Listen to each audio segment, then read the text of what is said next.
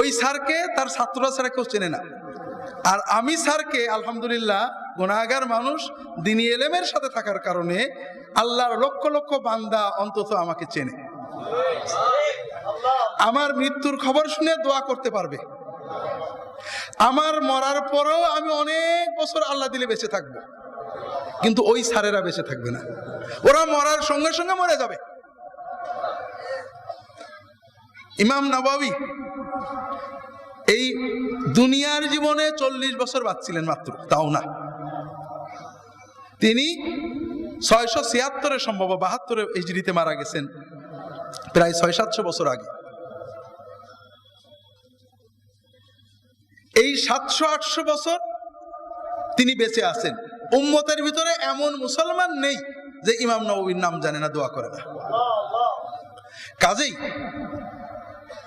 আল্লাহর কাছে